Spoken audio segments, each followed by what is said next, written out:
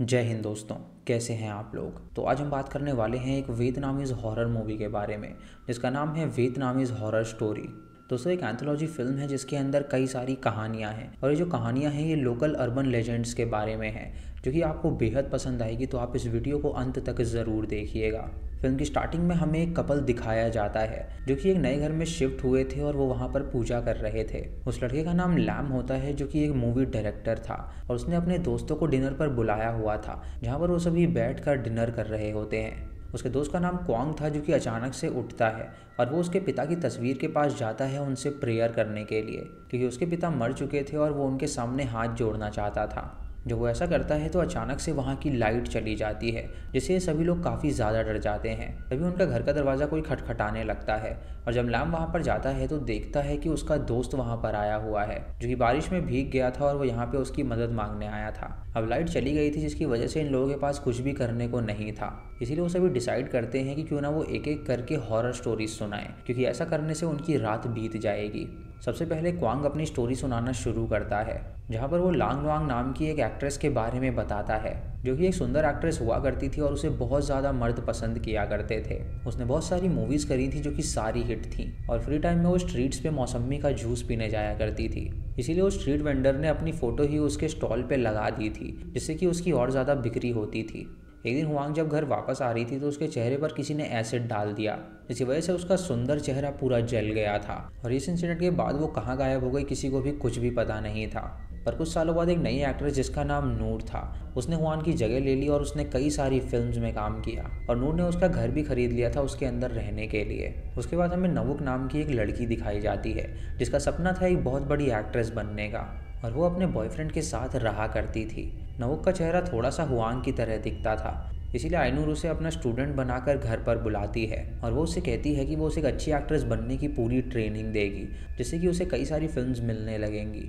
नवुक जब घर जाती है तो अपने बॉयफ्रेंड को इस बारे में बताती है और उसका बॉयफ्रेंड ये सुनकर काफ़ी ज़्यादा खुश हो जाता है। रात को नवुक जब सो रही होती है तो उसे बहुत ही बुरा सपना आता है जहाँ वो देखती है कि वो खुद को आईने में देख रही है और उसका जो चेहरा है वो जला हुआ है। ये सपना देखकर वो बहुत डर जाती है और उसका बॉयफ्रेंड उसे संभालता है।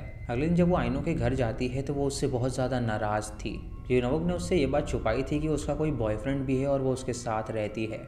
और एक लड़की जो कि नवुक से डरती थी उसी ने ये बात आइनोक को बताई थी ताकि वो उसे उसके काम से निकाल दे।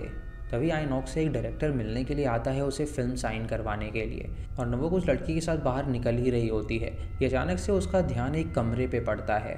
तभी उस रूम में से एक लड़की आती है जिसका चेहरा बहुत ज़्यादा ख़राब था और वो उसका गला दबाने लगती है जिससे वो बहुत ज़्यादा डर जाती है। और तभी नवुक की आंखें खुल जाती हैं क्योंकि वो ये एक सपना देख रही थी।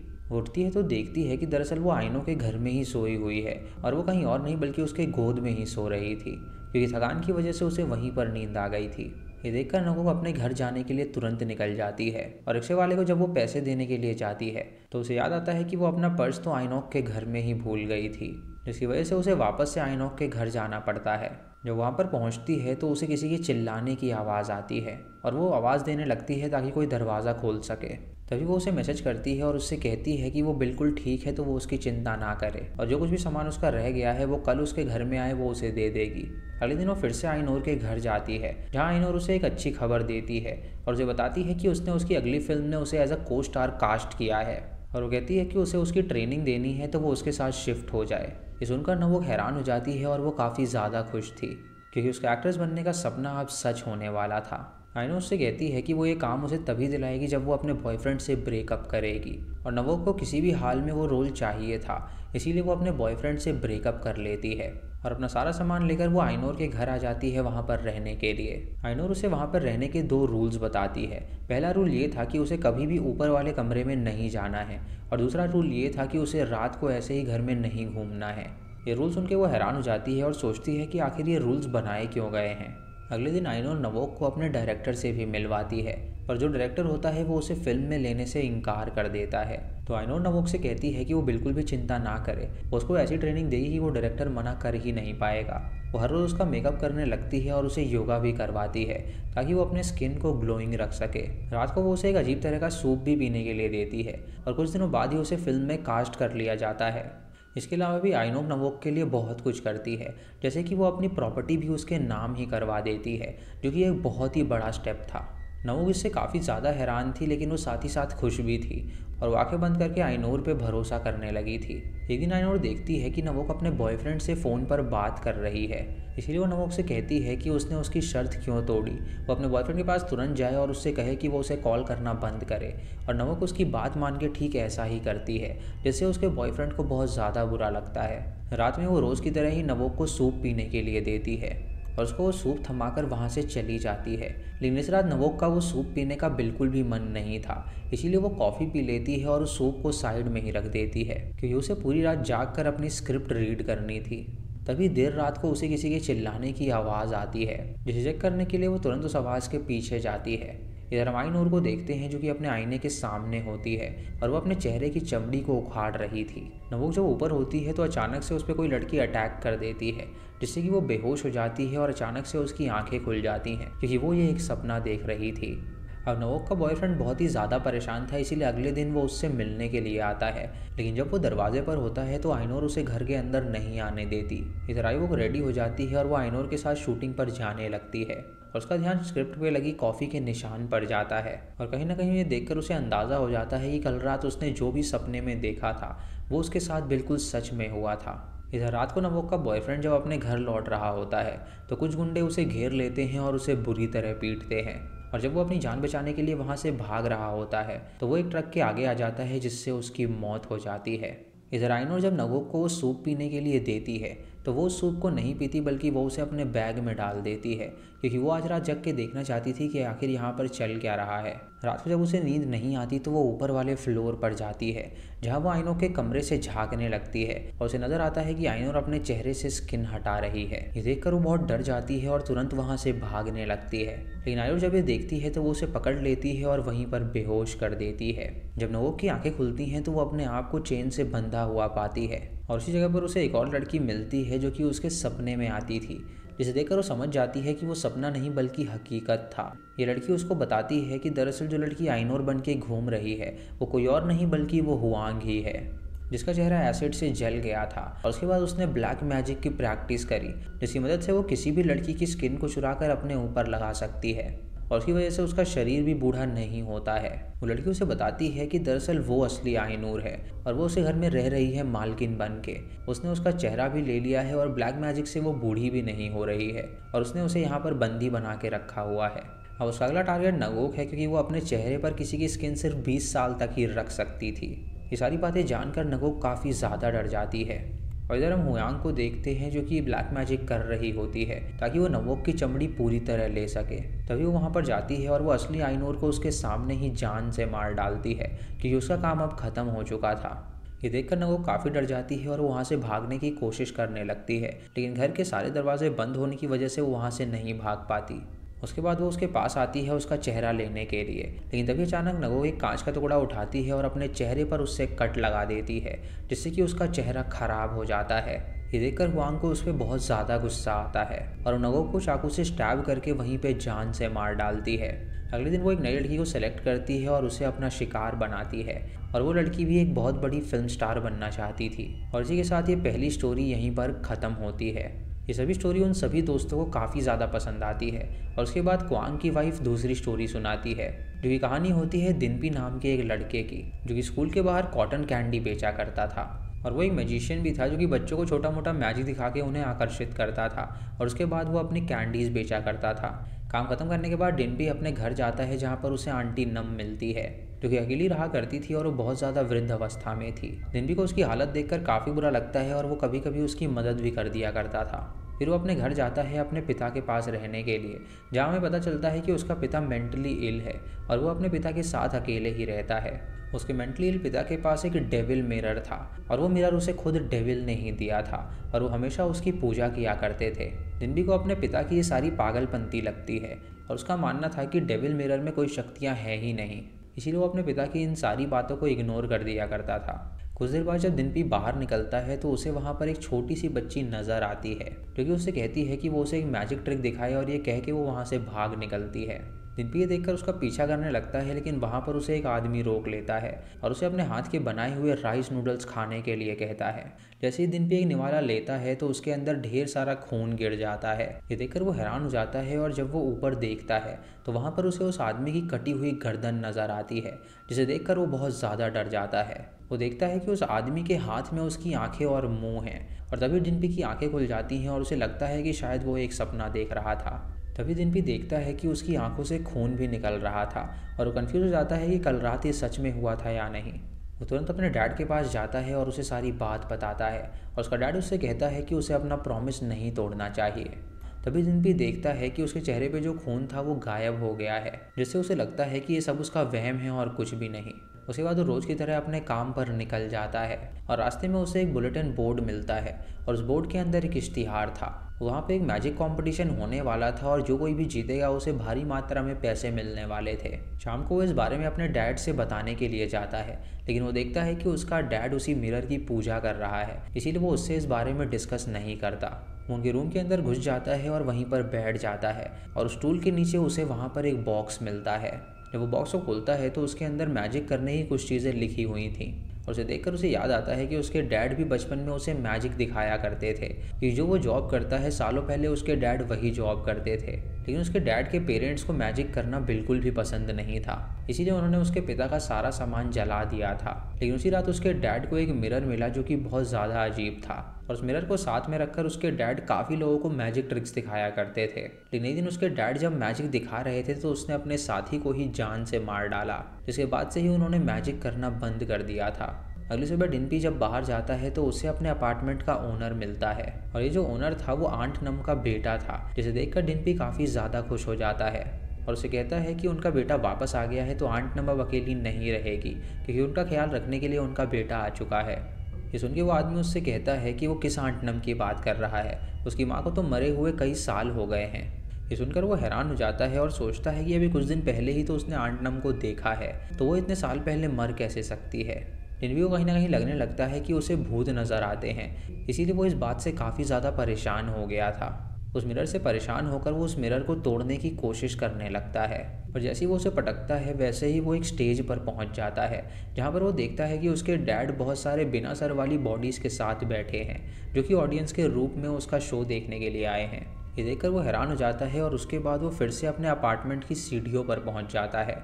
लेकिन तभी उसकी आंखें खुल जाती हैं और वो अपने आप को अपने घर के बिस्तर पे पाता है और ये देखकर वो काफ़ी ज़्यादा हैरान हो गया था। तभी वो देखता है कि उसके डैड डेविल मिरर के सामने हैं और वो खुद की बलि चढ़ाने वाले हैं। उसके पिता ने एक मैजिशियन ड्रेस पहना होता है और वो वहाँ पर डांस भी कर रहा था, लेकिन तभी एक चाकू उनकी तरफ आता है उनका गला काटने के लिए, लेकिन डिम्पी किसी तरह उनकी जान बचा लेता है और उन्हें वहाँ से बाहर ले जाता है। तभी वो अपने आप को अपने सपने में ट्रैप्ड पाता है और देखता है कि जब भी वहाँ से बाहर निकलने की कोशिश करता है तो वो फिर से उस अपार्टमेंट में आ जाता है, जहाँ वो देखता है कि वो छोटी लड़की भी वहीं पर मौजूद है जो कि उसके डैड के साथ थी और डिम्पी से कहती है कि वो उसे मैजिक ट्रिक दिखाए। ये देखकर डिम्पी अपने डैड के पास जाता है तो उसका डैड उसे चाकू से स्टैब कर देता है, जिससे कि डिम्पी की वहीं पर मौत हो जाती है। यहाँ पे हमें पता चलता है कि जो डिम्पी था दरअसल वो कोई और नहीं बल्कि वो अपने डैड का ही यंगर वर्जन था, यानी कि जो बूढ़ा आदमी था वो उसे इमेजिन कर रहा था कि कैसे वो बचपन में मैजिक ट्रिक दिखाया करता था बच्चों को। जब वो आदमी छोटा था तो उसके पेरेंट्स उससे बहुत ही ज़्यादा गुस्सा होते थे क्योंकि उन्हें मैजिक बिल्कुल भी पसंद नहीं था। लेकिन एक दिन जब उसे डेविल मिरर मिला तो उसकी ज़िंदगी ही पलट गई और उसने मैजिक सीखने के बदले डेविल से डील करी थी। वो डील ये थी कि बुढ़ापे में वो अपने आप को सैक्रिफाइस करेगा, जिसके लिए डिम्पी बिल्कुल भी तैयार नहीं था और इसीलिए डेविल मिरर उसे बार बार हेलुसिनेट करवाता था ताकि उसे पता लगता रहे कि वो अपना वादा बिल्कुल ना भूले। डिम्पी हमेशा उस बच्ची को देखता था जो कि उसे मैजिक दिखाने के लिए कहती थी और वो कटे हुए सर वाले डीमन को ही देखता था और जब भी उसकी आंखें खुलती थी वो अपने आप को अपार्टमेंट में ही पाता था, जिसकी वजह से वो बहुत ज़्यादा परेशान हो गया था और उसने डिसाइड किया था कि वो अपने आप की बलि चढ़ा कर ही रहेगा। इसीलिए वो आखिरी में अपने यंग वर्जन को सबसे पहले स्टैब करके जान से मार डालता है, यानी कि उसने खुद को ही स्टैब करके जान से मार डाला था, जिससे कि उसका प्रॉमिस जो कि उसने डेविल को दिया था वो पूरा हुआ था। और इसी के साथ हमारी सेकंड स्टोरी भी ख़त्म हो जाती है। ये दोनों स्टोरीज़ उन लोगों को बहुत ज़्यादा पसंद आती है और उसके बाद तीसरी स्टोरी जो होती है वो लैम सुनाता है। ये कहानी होती है मिस्टर दिन की, जो कि मिस हाम के साथ एक रास्ते से गुजर रहे होते हैं, जहाँ उन्हें बहुत सारे पुलिस और एम्बुलेंस एक बॉडी को ले जाते हुए दिखते हैं। वो दोनों पीच नाम की एक औरत से मिलते हैं जो कि असल में एक साइकिक थी और ये लोग यहाँ पर इसीलिए आए थे ताकि वो हान की बहन यूटी के रिमेन्स को ढूंढ सके, क्योंकि उसकी बहन बचपन से ही गायब थी और उनको लग रहा था कि वो मर गई है। इसीलिए हांस उसके रिमेन्स को ढूंढकर उसकी आत्मा को मुक्ति दिलाना चाहता था। जब पीच उनसे पूछती है कि आखिर वो कैसी दिखती थी, तो वो दोनों उसे उसकी फ़ोटो दिखाते हैं और वहाँ से चले जाते हैं, क्योंकि उन लोगों को यूटी के बारे में कुछ ज़्यादा पता नहीं था कि उसकी मौत कब, कहाँ और कैसे हुई थी। रात में बीच जब सो रही होती है तो अचानक से उसे किसी की आवाज़ आती है। ये चेक करने के लिए जब वो बाहर जाती है तो उसे टेबल से नीचे यूटी की फ़ोटो मिलती है, जो कि अचानक से ही नीचे गिर गई थी। जैसे ही वो उसकी फ़ोटो को उठाती है, वैसे ही एक बिना सर की बॉडी उसके सामने आकर उस पर अटैक कर देती है। तभी अचानक उसकी आंखें खुल जाती हैं और वो देखती है कि उसके हाथ में यूटी की फ़ोटो है, जिससे वो समझ जाती है कि उसे अभी यूटी की बॉडी दिखाई दी थी, यानी किसी ने उसका सर काटा होगा। उसके बाद उससे कुछ विजन्स आने लगते हैं, जिसपे वो कॉन्सेंट्रेट करती है और वो अपने आप को एक नई जगह पर पाती है। तभी अचानक वहाँ पर बारिश होने लगती है, तो वो एक कुटिया के अंदर चली जाती है और देखती है कि उस कुटिया में एक बूढ़ी औरत रहती है। जब पीच उस बुढ़िया से यूटी के बारे में पूछती है तो वो औरत कहती है कि वो चुपचाप यहाँ से बाहर निकल जाए, क्योंकि यूटी के बारे में अगर वो ज़्यादा कुछ पूछेगी तो वो मारी जाएगी। वो क्रीपी ओल्ड लेडी की बात सुनकर वो तुरंत वहाँ से बाहर निकल जाती है। उसके बाद पीच जब बाहर जाती है तो वो देखती है कि वहाँ पर रात हो चुकी है, और जब वो वहाँ से जाने लगती है तो अचानक से उसे किसी की आवाज़ सुनाई देती है। तभी अचानक उसे अपने सामने ढेर सारी लाशें दिखाई देती हैं, जिसे देखकर वो काफ़ी घबरा जाती है और वहाँ से भागने लगती है। उसके बाद वो एक खेत में जाती है और वहाँ पर खोदना शुरू कर देती है, लेकिन तभी अचानक पीछे से एक हाथ आता है जो कि उसका गला दबाने लगता है। अगली सुबह जब उसकी आंखें खुलती हैं तो वहाँ पर वो कुछ लोगों को खुदाई करता हुआ देखती है, जिसे देखकर वहाँ से भाग जाती है और वो यूटी के घर पहुँचती है। यहाँ पीच को उससे जुड़े हुए कई सारे विजन्स आते हैं, जहाँ वो देख पाती है कि यूटी अपनी फैमिली से काफ़ी घुल मिल के रहा करती थी। तभी उसे यूटी की आत्मा नज़र आती है, जो कि उसे सीढ़ी के ऊपर आने के लिए कहती है, और जब वो उसका पीछा करते हुए ऊपर जाती है और वहाँ पर मिस्टर और मिसेस हान को बात करता हुआ सुन पाती है। उसके बाद पीच जब अपने घर पहुँचती है तो वहाँ पर उसे 2 बच्चे नज़र आते हैं, जो कि 2 बच्चों की आत्माएं थीं, और वो उसको देखकर काफ़ी क्रीपी स्माइल कर रही थीं। ये देखकर वो बहुत डर जाती है और वो तुरंत अपने घर का दरवाज़ा बंद कर लेती है। उसके बाद वो टेबल पे बैठती है और यूटी से कहती है कि वो उसे कुछ रास्ता दिखाए, ताकि वो जान सके कि आखिर उसके साथ क्या हुआ था। जब वो रात को सो रही होती है तो यूटी की आत्मा उसके ऊपर आके बैठ जाती है और वो उसका गला दबाने लगती है। तभी अचानक वो अपने आप को उसी खेत में पाती है, जहाँ पर वो देखती है कि मिस्टर दिन वहाँ पर खुदाई कर रहा है, और जब वो गड्ढे के पास जाती है तो वहाँ पर उसे यूटी का कटा हुआ सर मिलता है, और ये देखकर पीच उसे तुरंत धक्का दे देती है। और जब वो यूटी के स्कल को हाथ लगाती है तो उसे सारी चीज़ें पता लग जाती हैं कि आखिर उसके साथ क्या हुआ था। असल में मिस्टर दिन बहुत ही बुरा इंसान था, जिसने यूटी का शोषण किया था और उसके बाद उसकी गर्दन काट के उसे जान से मार डाला था। ये विजन देखकर वो काफ़ी ज़्यादा हैरान हो जाती है, और इससे पहले वो ये बात किसी को बता पाती, मिस्टर दिन उसके पीछे आ जाता है और उसका गला भी वो काट डालता है, जिससे कि पीच की वहीं पर मौत हो जाती है। अगली सुबह होते ही जब सारे लोग वहाँ पर पहुँचते हैं तो उन्हें वहाँ पर यूटी का कटा हुआ सर मिलता है, और मिस पीच भी वहाँ पर होती है, जो कि उन सबसे मदद मांग रही होती है, लेकिन वो अब मर चुकी थी और वो उसकी आत्मा थी, इसीलिए कोई भी उसे देख और सुन नहीं पा रहा था। उसके बाद मिस हान यूटी की आत्मा की शांति के लिए प्रार्थना करती है, और उसके बाद वो पीछे घर भी जाती है और उसके लिए भी प्रार्थना करती है, लेकिन उसे ये बात नहीं पता थी कि उसका जो पति है वही कातिल है। और इसी के साथ ये तीसरी स्टोरी भी यहीं पर ख़त्म हो जाती है। लाम की ये कहानी सुनकर उसके दोस्त काफ़ी खुश होते हैं, और तभी अचानक वहाँ पर लाइट आ जाती है, और अब काफ़ी रात हो गई थी, जिससे ये सभी डिसाइड करते हैं कि अब ये सोने के लिए जाएंगे। लेकिन त्रॉन को नींद नहीं आ रही थी, तो वो कहता है कि वो यहीं पे बैठ के टीवी देखेगा। जब वो टीवी ऑन करता है तो वहाँ पर न्यूज़ चल रही होती है, जहाँ पे ये बताया जा रहा था कि ट्रॉन की एक्सीडेंट में मौत हो गई है, यानी कि अब जो ट्रॉन उनके घर के अंदर बैठा हुआ था वो कोई और नहीं बल्कि वो ट्रॉन की आत्मा थी। और दोस्तों इसी ट्विस्ट के साथ ये मूवी यहीं पर ख़त्म हो जाती है। तो दोस्तों ये थी वियतनामीज़ हॉरर स्टोरी की कहानी। आपको इसी कहानी कैसी लगी आप हमें कमेंट सेक्शन में ज़रूर बताइएगा। अगर आप चैनल पर नए हैं तो इसे सब्सक्राइब करें और बेल आइकॉन दबाएं नोटिफिकेशंस के लिए। और दोस्तों वीडियो को लाइक और शेयर करना बिल्कुल मत भूलिएगा। तो मैं मिलता हूँ आपको अगली वीडियो में, तब तक के लिए जय हिंद।